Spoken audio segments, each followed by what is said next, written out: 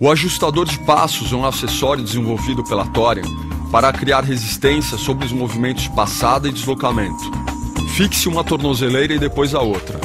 No ajuste, perceba que com os pés afastados à largura dos ombros, você tem os elásticos tensionados e a carga moderada.